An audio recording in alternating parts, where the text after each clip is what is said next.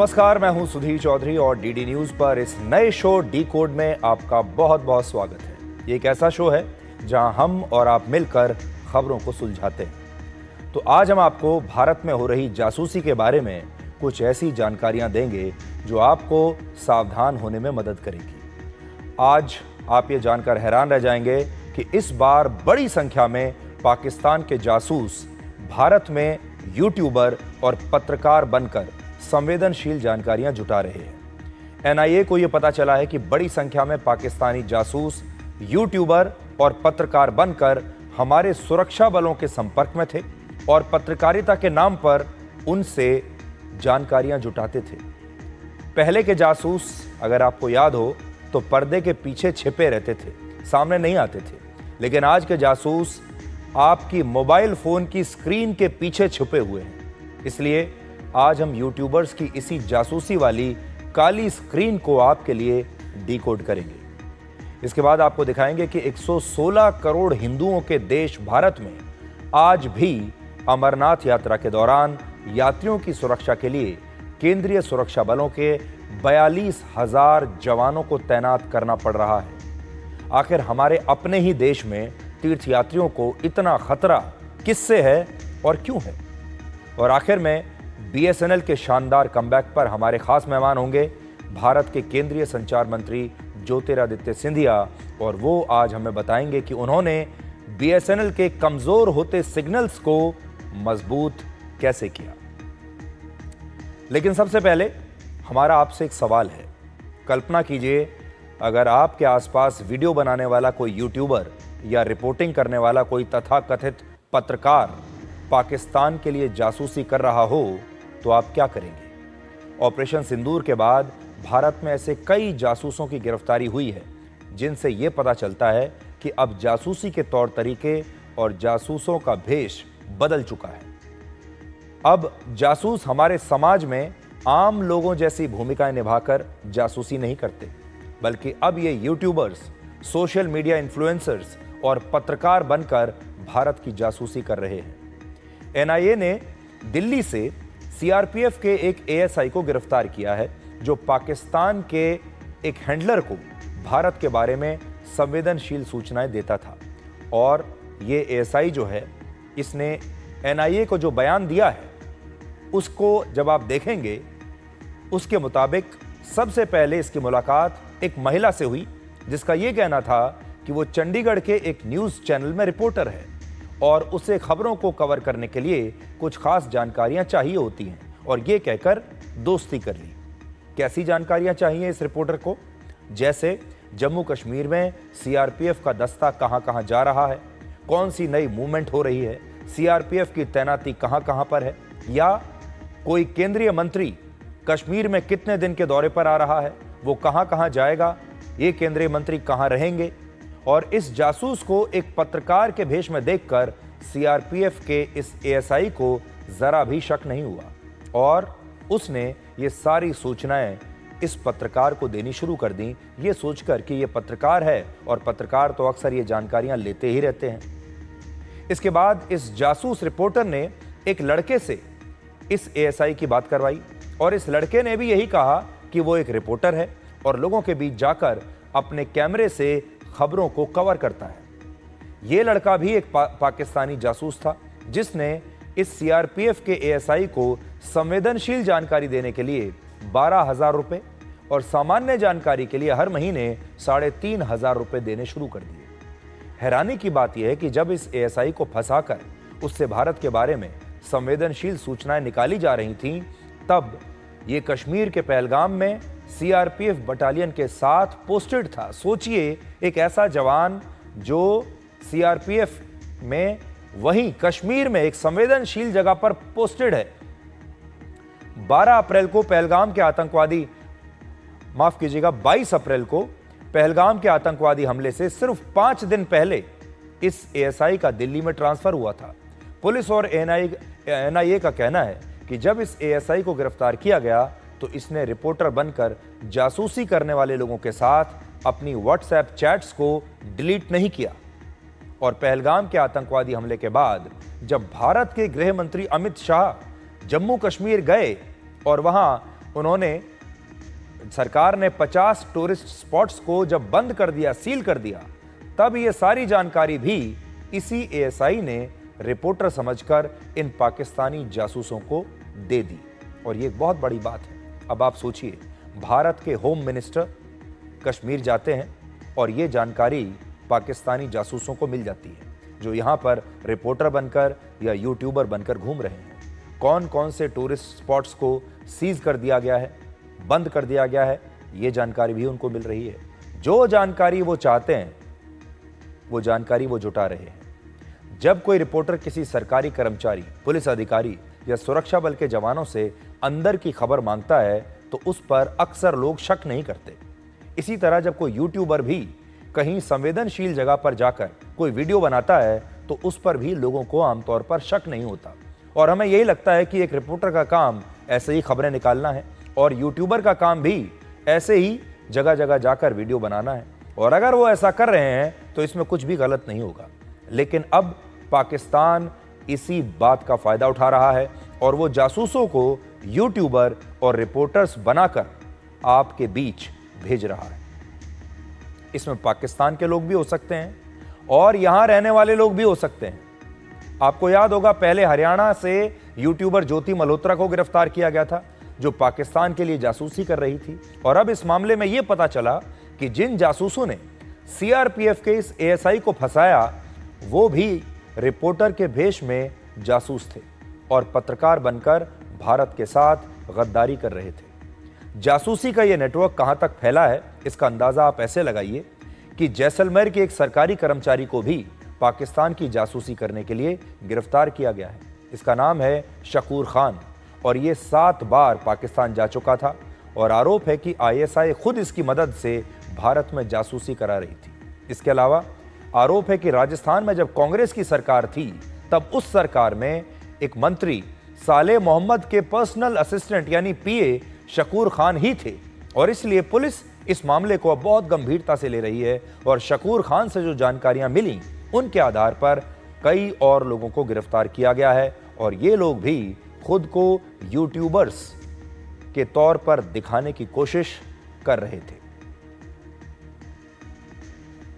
का नाम शकूर खान है और एक सरकारी कर्मचारी वो है, उनको डिटेन किया गया है और अभी उसमें प्रक्रिया जारी है। प्रक्रिया पूर्ण होते ही सक्षम अधिकारी द्वारा आपको ब्रीफ कर दिया जाए। देखिए 7 लोगों को तो हमने ऑफिशियली जो है विधि सम्मत कार्रवाई उनके विरुद्ध की है। उसके अलावा एक जो ये व्यक्ति और जो शकूर खान उनको किया है, उसके इतर हमने काफ़ी सैकड़ों की संख्या में लोगों से पूछताछ की है जिन पे भी हमें थोड़ा भी संदेह था। काफ़ी लोग हमारे रडार पे भी हैं और लगातार उन पर नजर बनाया। लगभग 7 लोगों के साथ में हमने पहले ये विधि सम्मत कार्रवाई की।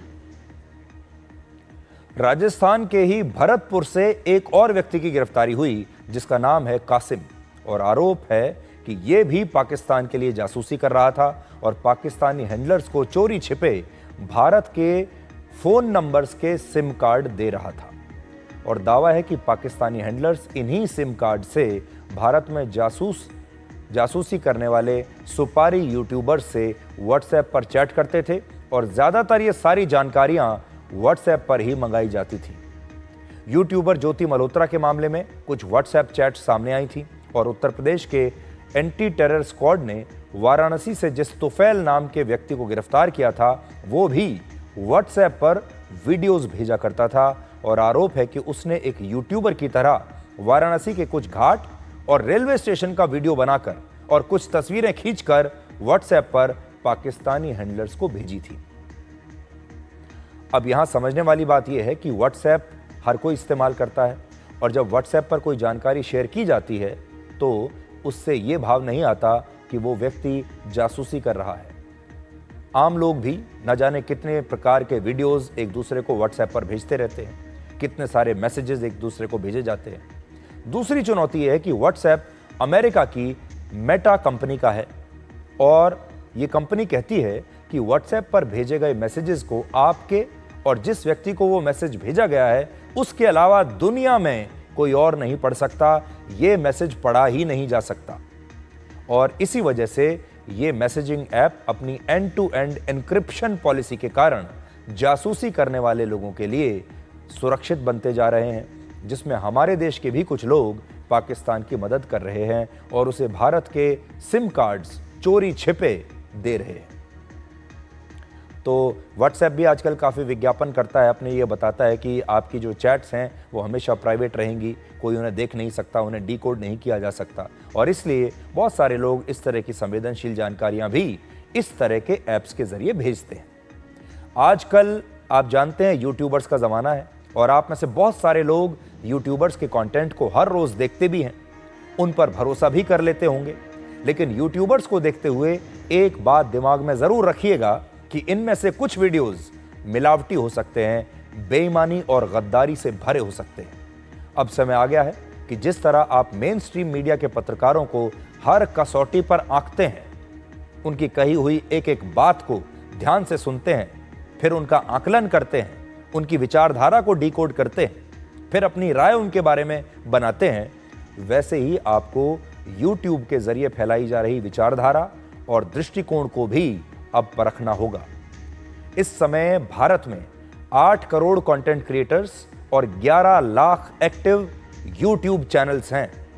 और अगर आपने किसी गलत YouTube चैनल को सब्सक्राइब कर लिया है, किसी ऐसे व्यक्ति को आप फॉलो कर रहे हैं जो आपको गलत जानकारियां दे रहा है, भ्रामक जानकारियां दे रहा है, अपने वीडियोस के जरिए आपका ब्रेन वॉश कर रहा है, तो हो सकता है कि वो अपनी मिलावटी विचारधारा और बेईमान रिपोर्टिंग से आपके सोचने और समझने की क्षमता को भी प्रभावित कर रहा हो, आपके परिवार या आपके बच्चों के साथ भी ऐसा कर रहा हो।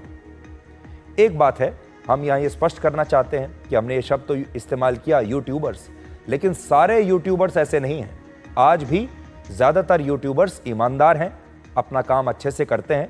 बहुत सारे लोग अपनी रोजी रोटी कमाने के लिए यूट्यूब पर वीडियोस डालते हैं, लेकिन फिर भी एक वर्ग ऐसा है, कुछ यूट्यूबर्स ऐसे हैं जो एक खास विचारधारा का समर्थन करते हैं, कुछ खास देशों का समर्थन करते हैं, कुछ खास पार्टियों के हिसाब से अपना कंटेंट बनाते हैं।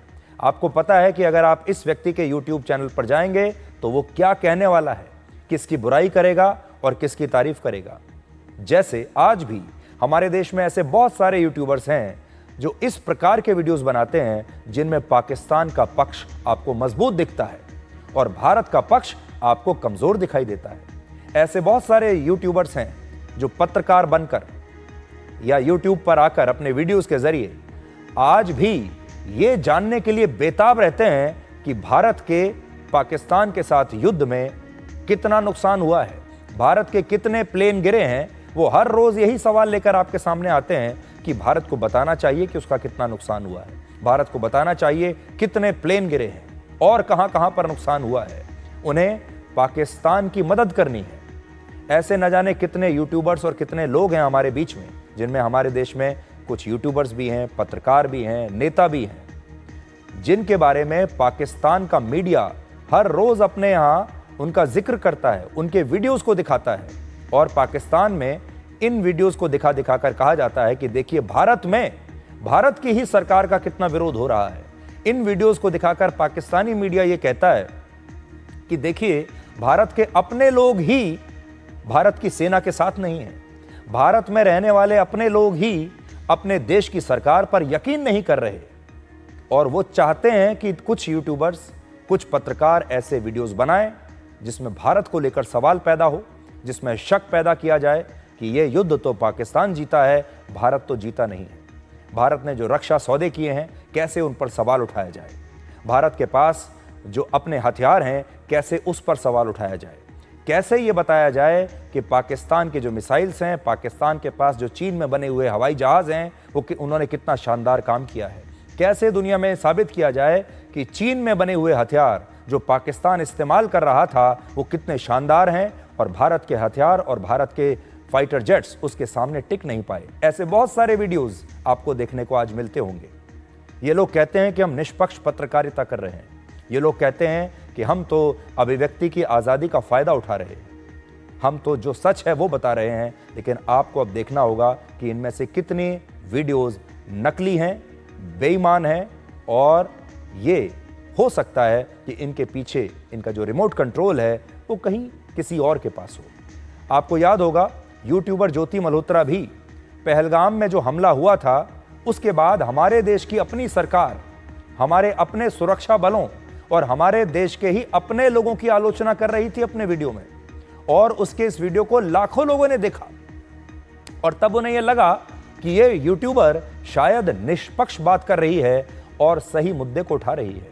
अब आपको समझ में आया कि एक यूट्यूबर आती है और कहती है कि पहलगाम में जो हमला हुआ है उसके लिए तो भारत ही जिम्मेदार है, भारत के लोग जिम्मेदार हैं, भारत का प्रशासन, भारत की सुरक्षा बल जिम्मेदार हैं और भारत का ये बहुत बड़ा इंटेलिजेंस फेल्योर है, इसलिए ये सब हुआ है।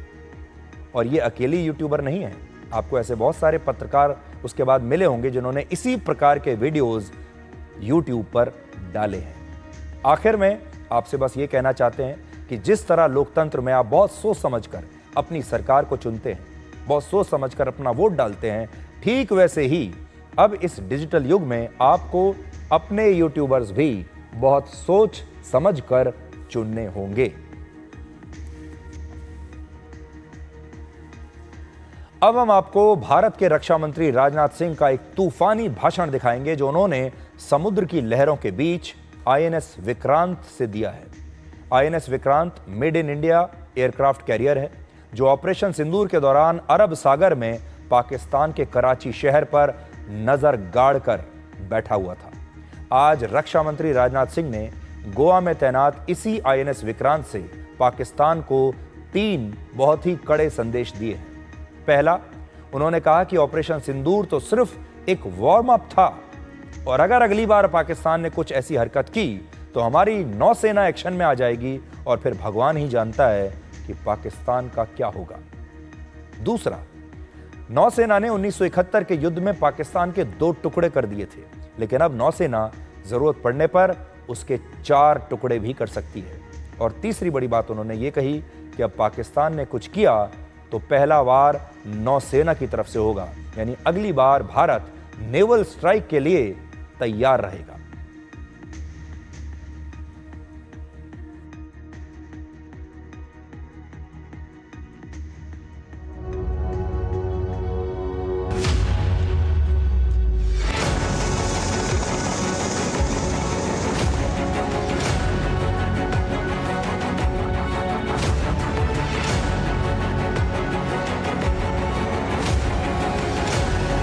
खामोश रहकर भी किसी देश की फौज को बोतल में बंद कर सकता है, वह जब बोलेगा तो उसका नजारा क्या होगा। अगर ऑपरेशन सिंदूर में भारतीय नौसेना अपनी फार्म में आई होती तो पाकिस्तान के 2 टुकड़े ही न होते, बल्कि मैं समझता हूं शायद 4 टुकड़े होता है। अगर पाकिस्तान ने इस बार कोई नापाक हरकत की तो हो सकता है कि इस बार ओपनिंग हमारी नेवी के द्वारा हो।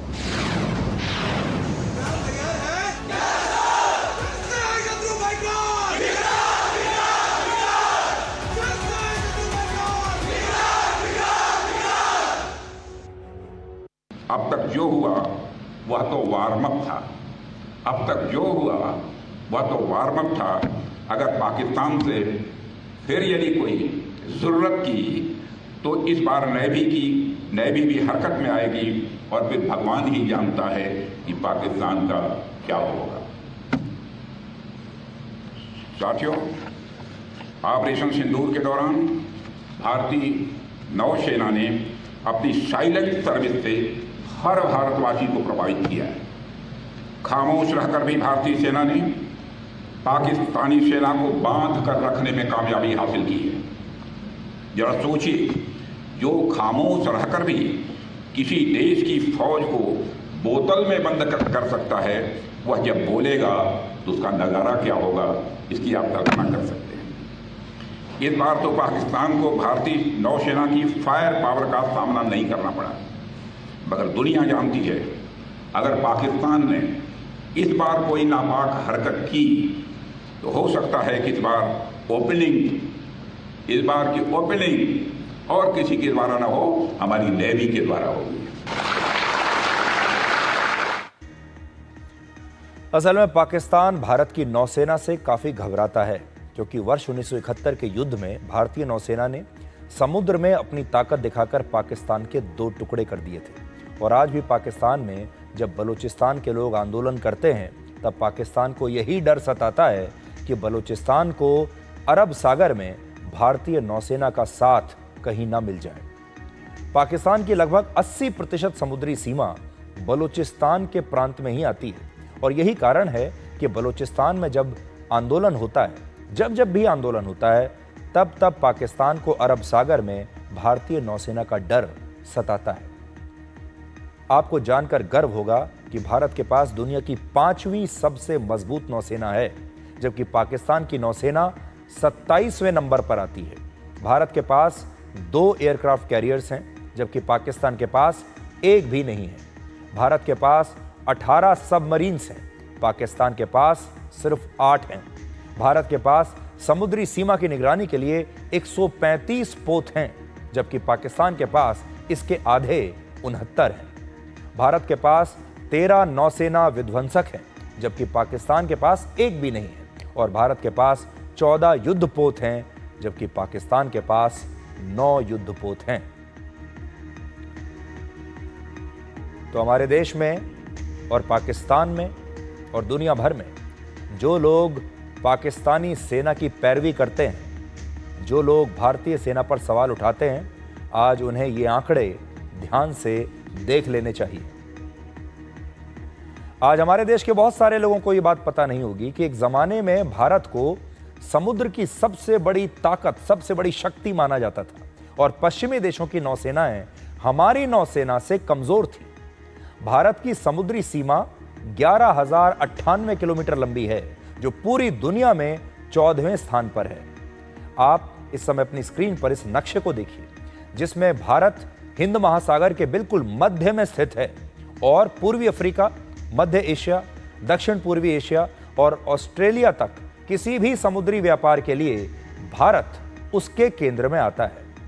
भारत के लोथल में इस दुनिया का सबसे प्राचीन बंदरगाह है, जो लगभग 4,200 वर्ष पुराना है, यानी ईसाई धर्म से भी 2,000 वर्ष पुराना और इस्लाम धर्म से 2,800 वर्ष पुराना। जिस सिंधु घाटी सभ्यता से हिंदू और हिंदुस्तान शब्द अस्तित्व में आए, उससे 3 से 4,000 साल पुरानी सभ्यता की एक मोहर हमारे पास है, जिसमें आप उस वक्त के सबसे आधुनिक समुद्री पोत को देख सकते हैं। 9वीं से 13वीं शताब्दी के बीच दक्षिण भारत के चोल साम्राज्य को उस समय की सबसे शक्तिशाली नौसेना माना जाता था। यह नौसेना चोल साम्राज्य के पास थी और इसी कारण तमिलनाडु से लेकर श्रीलंका, बर्मा, थाईलैंड और इंडोनेशिया तक चोल साम्राज्य फैला हुआ था और इसके जहाज पश्चिम से मध्य एशिया से लेकर चीन तक आते जाते थे।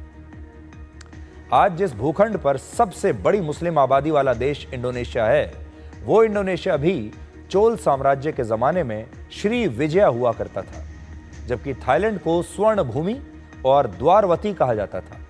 उस दौर में चोल साम्राज्य की नौसेनाओं के साथ हिंदू धर्म और भारतीय संस्कृति पूरे दक्षिण एशिया में फैली हुई थी और 12वीं शताब्दी में कंबोडिया के राजा सूर्यवर्णम द्वितीय ने एक मंदिर का निर्माण किया, जिसे अंकोर वाट मंदिर कहते हैं। यह मंदिर सैकड़ों वर्षों तक पूरी दुनिया का सबसे बड़ा धार्मिक स्थल बना रहा और लगभग 400 एकड़ में फैला यह मंदिर वेटिकन सिटी से 4 गुना बड़ा था।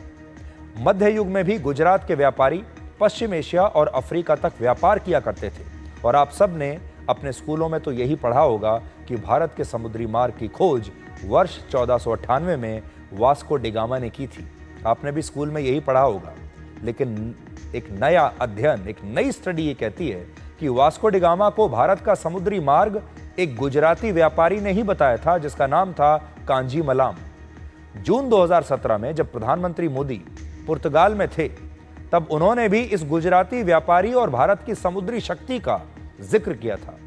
छत्रपति शिवाजी महाराज के बारे में ये बात तो आप सब जानते हैं कि उन्होंने मुगलों को काफी नुकसान पहुंचाया, उनके साथ संघर्ष किया, लेकिन ये बात बहुत कम लोग जानते हैं कि उन्होंने एक बहुत ही शक्तिशाली नौसेना का भी निर्माण किया था।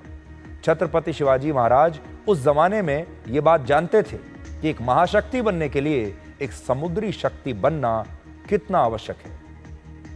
18वीं शताब्दी से पहले तक भारत दुनिया की सबसे मजबूत नौसेनाओं में से एक था और हमने हॉलैंड, ब्रिटिश और पुर्तगाल के समुद्री बेड़ों को बहुत ही आसानी से तब अरब सागर में हराया था।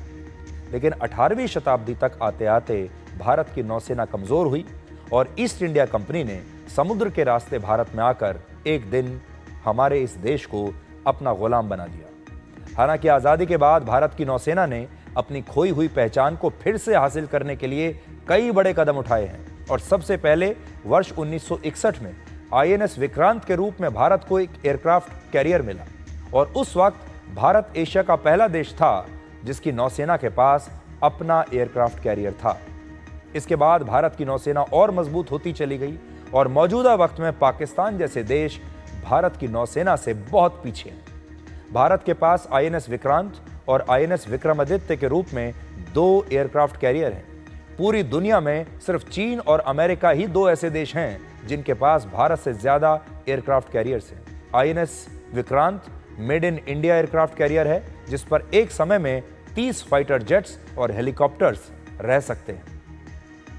हमारे देश में एक खास वर्ग ऐसा है जो बार बार ये कहता है कि आतंकवाद का धर्म नहीं होता, लेकिन आज ऐसे तमाम लोगों से हम पूछना चाहते हैं कि अगर ऐसा ही है तो फिर अमरनाथ यात्रा पर जाने वाले हिंदू श्रद्धालुओं को आखिर किससे खतरा है। आज एक बड़ा सवाल हम आपके सामने लेकर आए हैं। अमरनाथ यात्रा आप जानते हैं शुरू होने वाली है, लेकिन इस अमरनाथ यात्रा को हर साल खतरा रहता है। किससे खतरा है और ये खतरा क्यों है? केंद्र सरकार ने 3 जुलाई से शुरू होने वाली इस अमरनाथ यात्रा के लिए आप जानते हैं कितने सुरक्षा कर्मियों को तैनात किया है? 42,000 सुरक्षा कर्मियों को तैनात किया जाएगा इस यात्रा की सुरक्षा के लिए। ये सारे जवान सेंट्रल आर्म्ड पुलिस फोर्सेस की 580 कंपनियों से आएंगे जिन्हें अमरनाथ यात्रा के पूरे रूट, अमरनाथ की गुफा और श्रीनगर में हिंदू श्रद्धालुओं की सुरक्षा के लिए तैनात किया जाएगा। चप्पे चप्पे पर हमारे सुरक्षा कर्मी मौजूद होंगे। पिछले 3 वर्षों के आंकड़ों के मुताबिक हर साल लगभग 4.5 लाख हिंदू श्रद्धालु अमरनाथ की यात्रा पर आते हैं।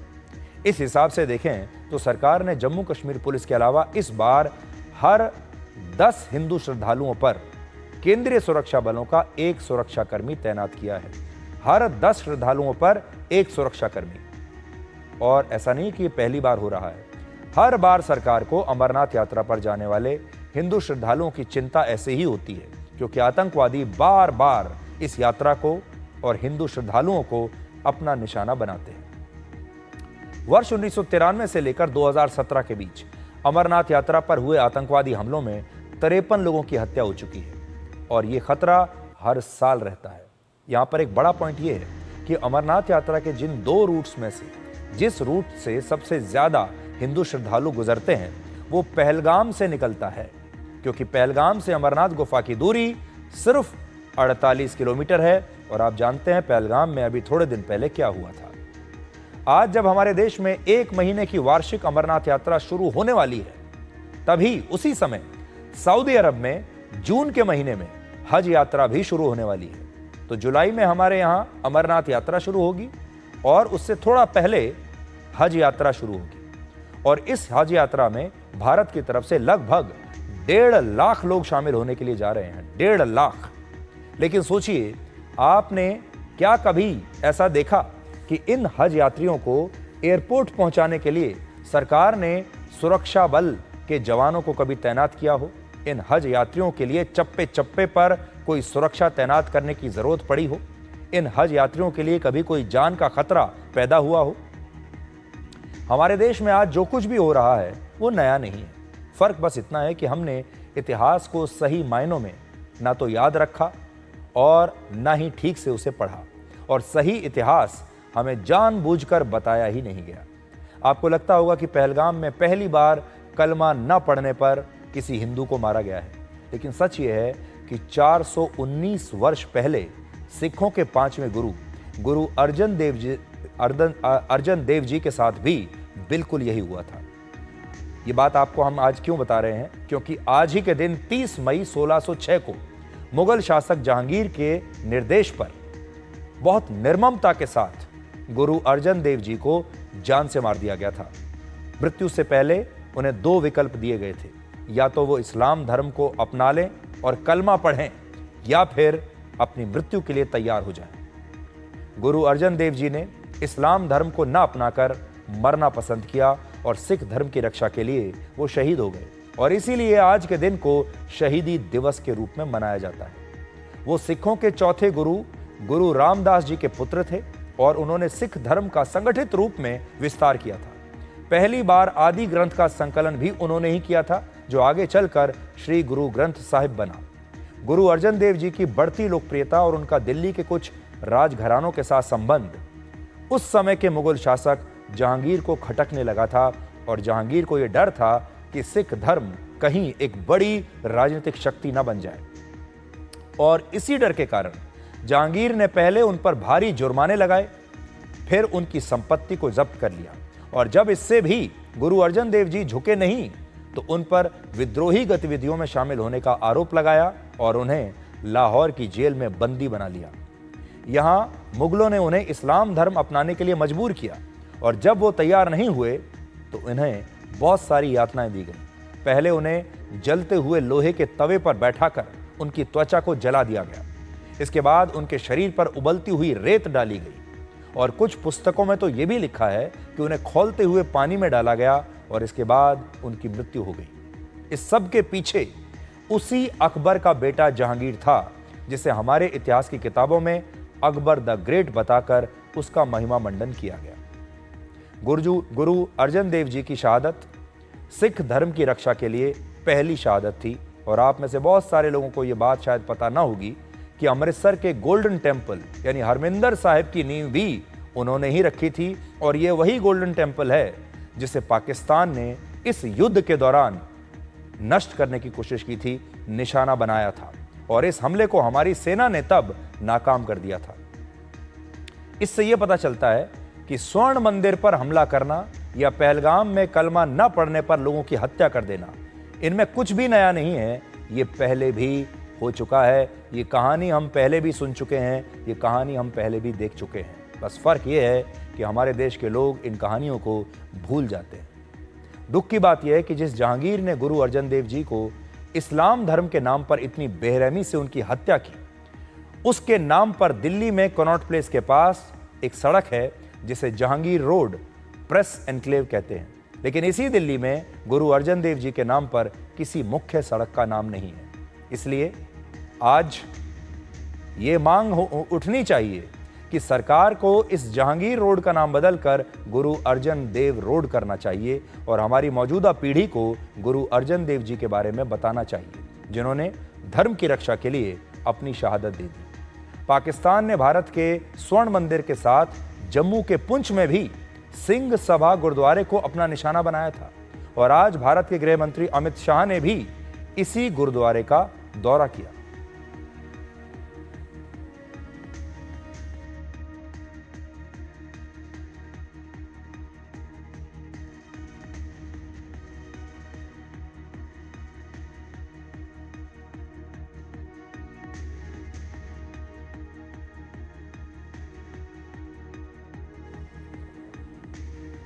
और आज की एक और बड़ी खबर यह है कि प्रधानमंत्री मोदी ने ऑपरेशन सिंदूर की सफलता के बाद पहली बार पहलगाम हमले के एक पीड़ित परिवार से मुलाकात की है।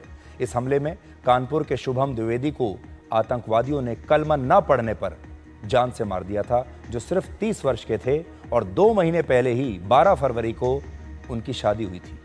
आज कानपुर एयरपोर्ट पर प्रधानमंत्री मोदी ने शुभम द्विवेदी के परिवार से मुलाकात की, और परिवार ने यह भी कहा कि प्रधानमंत्री मोदी को इस घटना से बहुत गहरा, उन्होंने उसके परिवार को बताया कि उन्हें इस घटना से बहुत गहरा आघात लगा है। मेरे 1-2 ओपिनियंस थे, वो भी उन्होंने पूरा सुना कि मैं क्या कहना चाहती हूँ। तब मैंने उनसे कहा कि मुझे लगता है कि वो इंटरनली हिंदू मुसलमान को अलग करना चाह रहे हैं, शायद इसलिए वो आए थे, या फिर कश्मीर में चीज़ें सही हो रही थी, वो उसे ख़त्म करना चाहते थे इसलिए आए थे। उन्होंने सुना और एक्नॉलेज किया इस फैक्ट्स को। उन्होंने कहा कि मुझे भी, मतलब हम सबको भी इस घटना से यही लगता है कि यही रीज़न थे उनके यहाँ पे इस तरीके से अटैक करने का, नहीं तो ये पहला टेरर अटैक है जहाँ पे धर्म पूछ के मारा जा रहा है। माननीय प्रधानमंत्री जी ने इस घटना पे गहरा दुख व्यक्त किया। हमारे परिवार के साथ ऐसान्य से उन्होंने बात की और उन्होंने कहा कि आतंकवाद के खिलाफ जो ये लड़ाई है हमारी वो जारी रहेगी और हम आतंकवाद का समूल विनाश करेंगे। उनको सारी जानकारी थी प्रधानमंत्री जी को। उन्होंने बहू से बात की, किस तरह घटना हुई उस दिन, उसके बारे में बहू से जानकारी ली और बातचीत करते हुए सभी लोग भावुक हो गए थे। माननीय प्रधानमंत्री जी भी बहुत भावुक हो गए थे और निश्चित तौर पे मुझे ऐसा लगता है कि इस घटना से उनको बहुत कष्ट है और निश्चित तौर पे वो आतंकवाद के खिलाफ और भी निर्णायक कार्रवाई करेंगे।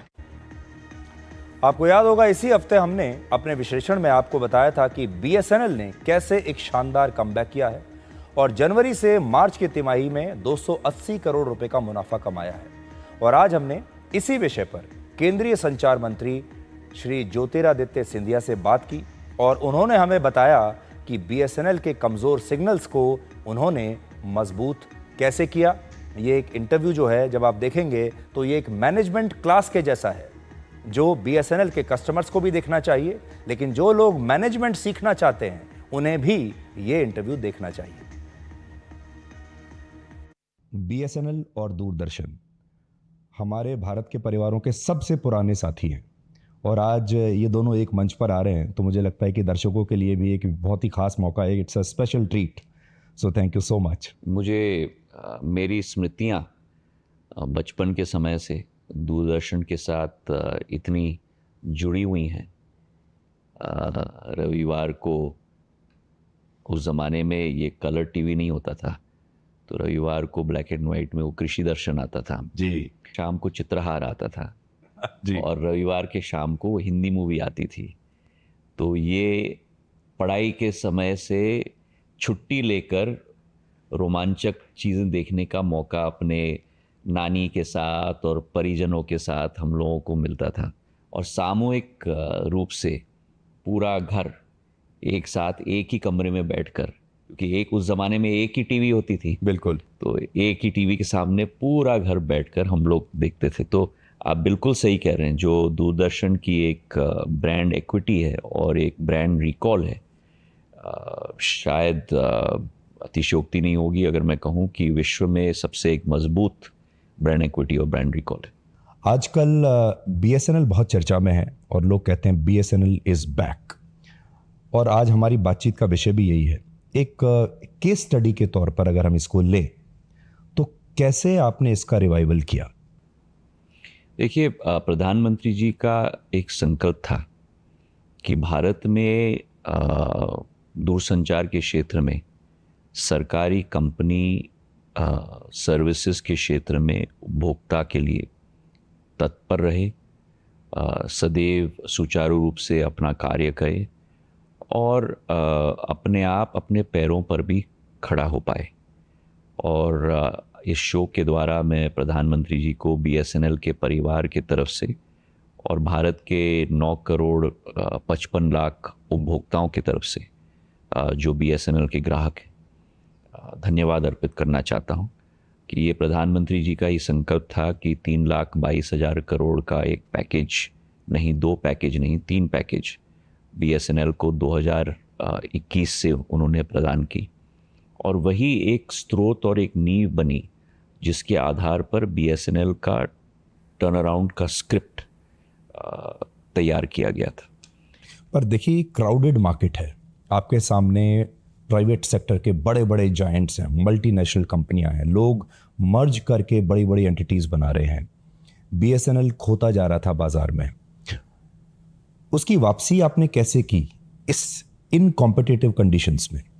हमारी बीएसएनएल की मैनेजमेंट टीम की फोकस एक रही नेटवर्क स्टेबिलिटी पर, दूसरी हमारा 4G का ऑफरिंग जल्द से जल्द आत्मनिर्भर भारत के आधार पर जो प्रधानमंत्री जी का लक्ष्य था। पहली बार भारत ने जो एक सर्विसेज ओरिएंटेड देश था, पूरे विश्व में सुधीर मैं आपको बताना चाहता हूं केवल 4 देश हैं जो टेलीकॉम के स्टैक बना पाते हैं, स्वीडन, फिनलैंड, चाइना और कोरिया। 4 देश, 5 कंपनियां। प्रधानमंत्री जी ने निर्णय लिया कि भारत को भी अपना टेलीकॉम स्वदेशी टेलीकॉम स्टैक बनाना है और तेजस, सी.डॉट और सिस्टम इंटीग्रेटर TCS तीनों ने मिलकर 24 महीने के अंदर भारत का स्वतः आत्मनिर्भर 4G टेलीकॉम स्टैक का नवाचार किया। आज भारत 5वां देश बन गया है पूरे विश्व में जिसका अपना 4G स्वतः का टेलीकॉम स्टैक है और वो टेलीकॉम स्टैक आज क्रियान्वयन हो रहा है BSNL के अंतर्गत। 1 लाख हमारे टावर्स लग रहे हैं जिनमें से करीब 93,000 टावर्स इंस्टॉल हो गए हैं। उनका कमिशनिंग में करीब 60,000 टावर्स कमीशन हो गए हैं 4G के और जल्द से जल्द ये 4G का स्टैक कमीशन होने के बाद तुरंत तरीके से हम लोग उसे 5G में भी हम लोग कन्वर्ट करने की शुरुआत हम लोग करेंगे। अब हमारा चैलेंज है कस्टमर रिटेंशन और कस्टमर सर्विस और इसी को हम लोग आगे भी बढ़ाएं। बहुत सारे लोग ये कहते हैं कि सर्विस सेक्टर में सरकार को नहीं आना चाहिए, सरकार के बस का नहीं है सर्विस सेक्टर में कंपनीज को चलाना। एयर इंडिया उसका एक बहुत बड़ा उदाहरण है कि सरकार उसको नहीं चला पाई। इसी प्रकार से अगर आप देखें तो बहुत सारी PSUs का प्राइवेटाइजेशन हुआ, निजीकरण हो गया। आपने इस थ्योरी को पलट के दिखाया है, आज आप क्या कहते हैं? मैं मानता हूं कि प्रोफेशनल मैनेजमेंट को पूर्ण एक पारदर्शिता और जवाबदेही के आधार पर उनको मैनेजमेंट की संपूर्ण छूट और उनसे जवाबदेही, चाहे आप क्वार्टर पर क्वार्टर लो, चाहे आप H1 में लो, H2 में लो या एंड ऑफ फाइनेंशियल ईयर में लो, रिजल्ट ओरिएंटेड वर्किंग और एक प्रोफेशनल इन्वायरमेंट हमें तैनात करना है। और वही चीज़ हम लोग हमारे PSUs में भी हम लोग निर्धारित करने की कोशिश कर रहे हैं। मेरे पूर्व कार्यकाल में चाहे वो एयरपोर्ट्स अथॉरिटी ऑफ इंडिया था जहां रिकॉर्ड प्रॉफिट्स हम लोग ने दिखाई, चाहे एक सफलतापूर्वक एयर इंडिया का विनिवेश की हम लोग बात करें, चाहे स्टील सेक्टर में हो, स्टील अथॉरिटी ऑफ इंडिया का, RINL का। ये भी देखिए दिलचस्प बात है कि आप सिविल एविएशन मिनिस्टर भी रह चुके हैं। क्या आपको कभी ऐसा लगा कि BSNL की तरह एयर इंडिया का रिवाइवल भी हो सकता था, वो इट वाज पॉसिबल? देखिए, जहाँ तक एयर इंडिया की बात है कि ये एक बहुत फास्ट पेस्ड इंडस्ट्री है, नंबर 1। नंबर 2, ये एक बहुत कैपेक्स ओरिएंटेड इंडस्ट्री है। नंबर 3, जिस इंडस्ट्री में सरकारी कंपनी की लॉसेस 7 से 8 हजार करोड़ प्रति वर्ष हो रही हूँ और फ्लीट साइज भी कंपटीशन की बहुत बड़े पैमाने पे बढ़ रही हो, वहाँ मुझे लगता है कि सरकार को एक निर्णय लेना पड़ता है कि जो राशि सरकार की है, जो वर्चुअली हर नागरिक की पूंजी है, उसे सबसे ज़्यादा यूटिलाइजेशन और रिटर्न उसी कंपनी में डालकर होगा या किसी और अधोसंरचना में या किसी और सोशल सेक्टर में डालकर होगा। ये चॉइस सरकार के समक्ष है और उस चॉइस में मैं मानता हूं कि ये बहुत ही साहसी एवं सही निर्णय प्रधानमंत्री जी के द्वारा लिया गया, जिसके आधार पर आज 470 प्लेन्स की ऑर्डर, सबसे बड़ी ऑर्डर पूरे विश्व में एयर इंडिया के नए मैनेजमेंट में किया है। BSNL के ऊपर अभी भी जो आप देख रहे हैं कि लगभग 2000 करोड़ का अभी भी घाटा चल रहा है। नए फेज़ में आप इस पूरे घाटे को ख़त्म कब तक कर पाएंगे? और जो एक ज़माना होता था कि BSNL के बारे में कहा जाता था कि ये गांव देहात का नेटवर्क है, शहरी नेटवर्क नहीं है, और छत पर जाकर बात करनी पड़ती थी और 4 बार पूछना पड़ता था कि हेलो आवाज़ आ रही है। ये क्या आपको लगता है कि गांव से शहरों की ओर भी आएगा? मेट्रो सिटीज़ को भी आप कवर करेंगे? हमारी कनेक्टिविटी और हमारी रीच आखिरी गांव तक है। जो वर्तमान के भारत में भी प्राइवेट सेक्टर्स की प्लेयर्स की आज जो कनेक्टिविटी की रीच BSNL की है वो प्राइवेट सेक्टर की। बिल्कुल। अब जो आपने प्रश्न किया, बिल्कुल एक सही प्रश्न किया कि आपकी आरपू, एवरेज रेवेन्यू पर यूज़र, सबसे ज़्यादा शहरी क्षेत्र में, तो आप संतुष्ट नहीं हो सकते कि मेरी रीच सबसे ज़्यादा है इसलिए मैं संतुष्ट हूँ। उस मार्केट में भी आपको compete करना पड़ेगा जहाँ सबसे ज़्यादा फियर्स कंपटीशन है, और वहाँ भी आपको अपनी पैठ बनानी पड़ेगी। तो ये 1 लाख टावर्स लगाने के बाद हमारा ध्यान मुंबई और दिल्ली के मार्केट में भी हम लोगों का कोर स्थापित करना, कोर मतलब आपका कोर नेटवर्क, आपका सॉफ्टवेयर जो C-DOT के द्वारा बनाया गया है, और उसके आधार पर हमारा रैन सिस्टम भी, रेडियो एक्सेस नेटवर्क, जो टावर्स होते हैं उनको भी वहाँ भी स्थापित करना, क्योंकि उन मार्केट्स को भी कैप्चर करना बहुत ज़रूरी है। पर हमारा सफ़र यहाँ अंत नहीं होगा, क्योंकि 1 लाख टावर, जब भारत के अंदर 8 लाख टावर लगे हैं आज, और निजी क्षेत्र की कंपनियों की टावर्स की संख्या हमसे बहुत ज़्यादा है, उन टावर्स को भी हम लोगों को एक्सपैंड करना होगा। पॉइंट नंबर 2, डेंसिफिकेशन उन टावर्स की, और मेरे अनुमान में करीब 50,000 से 60,000 टावर कम से कम और हमको लगाने पड़ेंगे। थर्ड, इस 4G के नेटवर्क को हमको 5G तक एक्सटेंड करना पड़ेगा, देसी 5G, नॉट इंटरनेशनल बट देसी 5G। फिर मैं मानता हूं कि BSNL ऑटो पायलट पे चल पाएगी। एक सरकारी उपक्रम होने के नाते आपको एक सेवक की भूमिका भी निभानी है कि हमें सेवा करनी है, और साथ ही एक कमर्शियल रन कंपनी की तरह भी आपको रहना है, जिसका एक प्रॉफिट एंड लॉस स्टेटमेंट है, जिसका एक बैलेंस शीट है, जिसमें आपको प्रॉफिटेबल भी होना है। क्या ये दोनों चीज़ें संभव हैं साथ साथ? बिल्कुल संभव है, सेवक भी रहे और प्रॉफिटेबिलिटी भी रहे। आप अगर, सुधीर जी, मेरा सौभाग्य मुझे प्राप्त हुआ कि मैं मेरा MBA मैंने स्टैनफोर्ड से किया, और बिजनेस स्कूल में सामान्य तौर पर हम लोगों की सोच होती है वहाँ जाने के पहले कि पूरा ध्यान discounted cash flow analysis, spreadsheet, Sudhir Chaudhary ji पैसा कैसा बनाएंगे, ये कैसा होगा, ये कैसा होगा, इस पर ध्यान होगा।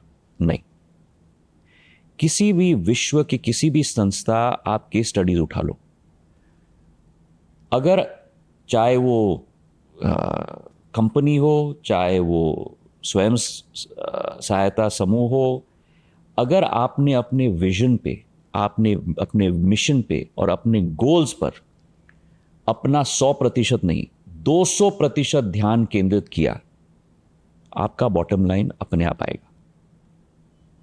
अगर आप सेवा भाव संस्था बने जहां आपने अपने परिवार, और मैं मानता हूं परिवार मतलब आपके उपभोक्ता और आपके एम्प्लॉइज, दोनों पर आपने अपना ध्यान केंद्रित किया और उसी पे आप दिन और रात लगे रहे, आपका बॉटम लाइन और बैलेंस शीट अपने आप बनेगा।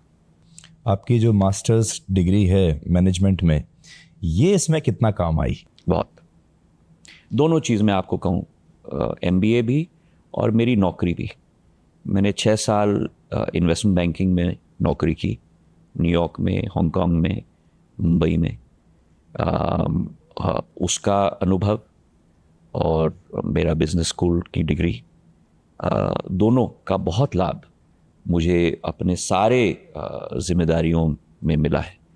आपकी बातों से ये लगा कि BSNL अब पूरी तरीके से स्वदेशी टेक्नोलॉजी पर काम कर रहा है, तो क्या हम ये माने कि जो बाकी के प्राइवेट सेक्टर के जो प्लेयर्स हैं वो विदेशी टेक्नोलॉजी पे काम कर रहे हैं, या वो भी हमारे मेड इन इंडिया टेक्नोलॉजी पर ही काम कर रहे हैं? ज़्यादा करके जो प्लेयर्स हैं टेलीकॉम स्पेस में, ज़्यादा करके विदेशी टेक्नोलॉजी पर काम कर रहे हैं। ये पहली कंपनी है पूरे भारत में, जैसे मैंने आपको कहा, पूरे भारत में क्यों, पूरे विश्व में, जिसने भारतीय टेक्नोलॉजी पर अपना 4G स्टैक बनाया है। जब आप संचार मंत्री का प्रभार ले रहे थे तो प्राइम मिनिस्टर से आपको किस प्रकार की ब्रीफिंग मिली थी? क्या करना है, आपके कुछ लक्ष्य उन्होंने निर्धारित किए होंगे, और कैसे करना है ये भी कुछ बताया होगा? आविष्कार, नवाचार, सेवक के रूप में उपभोक्ता का ध्यान रखना, उनको सुरक्षित रखना, और भारत में जो संचार क्रांति आज तक आई है उसे और बढ़ाना है। यही 5-6 स्तंभों पर प्रधानमंत्री जी के निर्देश थे, जिसका पालन करने की मैं पूर्ण कोशिश पिछले 12 महीने में मैंने की। Thank you so much sir. और मुझे ऐसा लगता है कि आपने जो आज बातें कही हैं, हमारे देश के बहुत सारे करोड़ों लोग उसे सुन रहे होंगे और बहुत जल्द आपको हमारे देश में और ज़्यादा से ज़्यादा लोग BSNL के कस्टमर्स बनेंगे, मेड इन इंडिया टेक्नोलॉजी पर और ज़्यादा आश्रित होंगे, and you will have a very successful future. Thank you so much Sudhir ji, always a pleasure to be with you. Thank you. And आपके द्वारा सभी दर्शकों को भी बहुत बहुत बधाई, शुभकामनाएं, धन्यवाद और जय हिंद।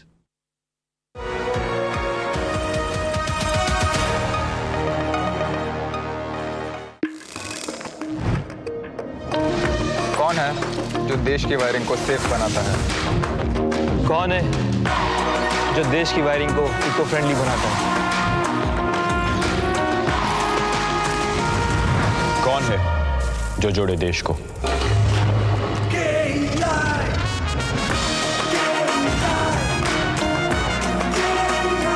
विकसित भारत का विकसित वायर।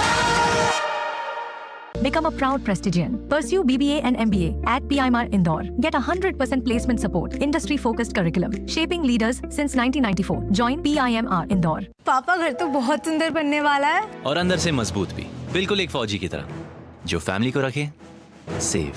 पर भैया घर पे आर्मी थोड़ी लगेगी। आर्मी नहीं, टफकॉन TMT। देश के लिए आर्मी, घर के लिए टफकॉन TMT। एक ही बात है, टफकॉन TMT। अब इंडिया बनेगा एक्स्ट्रा टफ। अरे क्या हो गया, पूरा का पूरा गांव यहाँ आ गया। भैया इसी हाथ से चारा खिलाते हो, तभी तो आपके गाय भैंसों की ब्याज सबसे ज्यादा है। पगले, ये चमत्कार इस हाथ का नहीं, हाथ में जो कपिला पशु आहार है उसका है, जो पशुओं की सेहत अच्छी रखता है और ब्याज भी बढ़ाता है। कपिला, देश का नंबर 1 पशु आहार। Start successful legal career with Prestige, offering LLB and LLM with expert faculty and practical exposure, shaping leaders since 1994. Join PIMR Indore. कौन है जो जोड़े देश को? विकसित भारत का विकसित wire.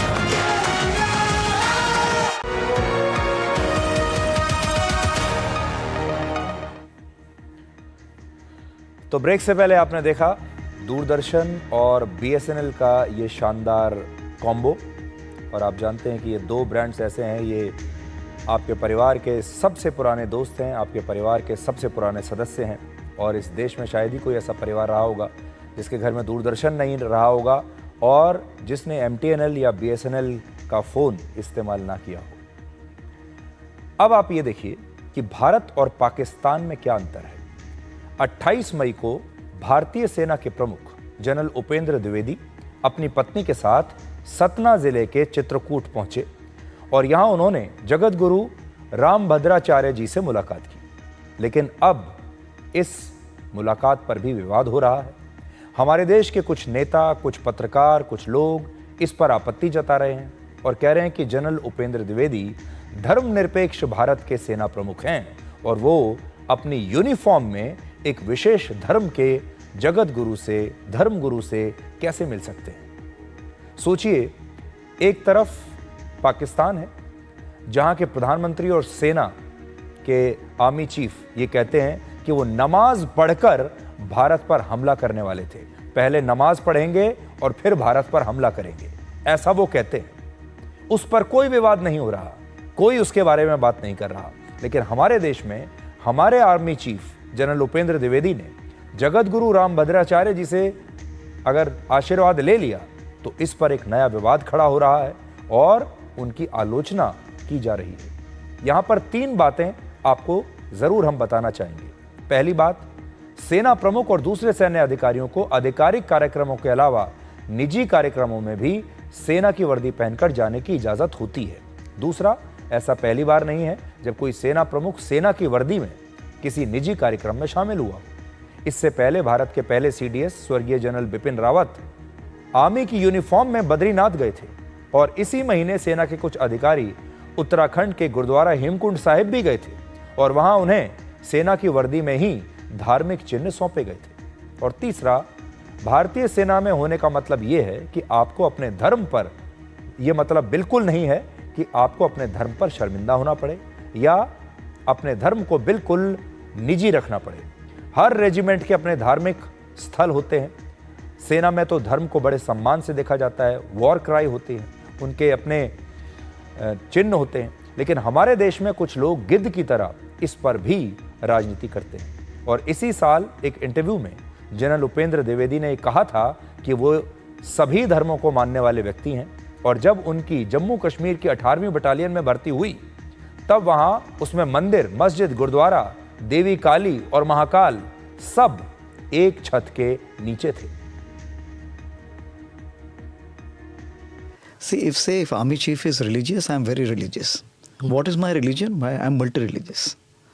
I have got commissioned into 18th Battalion, the Jammu and Kashmir Rifles, where you have masjid, gurdwara, Durga Mata and Mahakal, all under one roof. All under one roof. My Subedar Major, who may be a Maulvi, is able to do Durga Mata ki puja, not an issue at all. Now if you see, have I visited any mashhoor place, Golden Temple or Mahakal or Vaishno Devi in beginning stages, initial stages? No. The first thing which I went was to my unit Bhakti Dham. And once I got the blessings there from my Maulvi, my Pandit, my Granthi, thereafter I started going to all the places. When you see, I took the first review of guard. I was presented by 5 the religious teachers, a complete bouquet of all the books which are there, all the religious books inside a box. So as far as I am concerned, I am multi-religious. तो भारत भी बड़ा अजीब सा देश है। भारत के लोग अपने ही सेना पर सवाल करते हैं, अपनी ही सेना से सबूत मांगते हैं, अपने ही आर्मी चीफ की धर्मनिरपेक्षता पर सवाल उठाते हैं। और ये सब कुछ होता है लोकतंत्र के नाम पर, धर्मनिरपेक्षता के नाम पर, अभिव्यक्ति की आज़ादी के नाम पर। लेकिन अगर आप पश्चिमी देशों के बारे में देखेंगे, पश्चिमी देशों में भी आप देखिए बड़े बड़े राष्ट्राध्यक्ष पोप के पास कैसे जाते हैं। जब वो शपथ लेते हैं राष्ट्रपति पद की तो बाइबल पर हाथ रखकर शपथ लेते हैं। वहाँ अगर आप देखेंगे, चाहे वो देश अपने आप को अभिव्यक्ति की आज़ादी का कितना भी बड़ा चैंपियन कहें, धर्मनिरपेक्षता का कितना भी बड़ा चैंपियन कहें, लेकिन वो अपने धर्म को लेकर कभी भी बैकफुट पर नहीं होते, कभी भी डिफेंसिव नहीं होते। लेकिन भारत में धर्मनिरपेक्षता की न जाने कौन सी परिभाषा कुछ लोगों को पढ़ाई गई है कि वो हमेशा अपने आप को लेकर आश्वस्त नहीं रहते, अपने धर्म को लेकर आश्वस्त नहीं रहते और बार बार अपने ऊपर ही सवाल उठाते रहते। तो आज के लिए डिकोड में इतना ही। अब आपसे हमारी अगली मुलाकात होगी सोमवार रात 9 बजे। तब तक आप खुश रहिए, सुरक्षित रहिए, स्वस्थ रहिए और हर किसी के लिए खुली किताब ना बने, क्योंकि ये टाइम पास का दौर है। आप पढ़कर फेंक दिए जाएंगे। नमस्कार।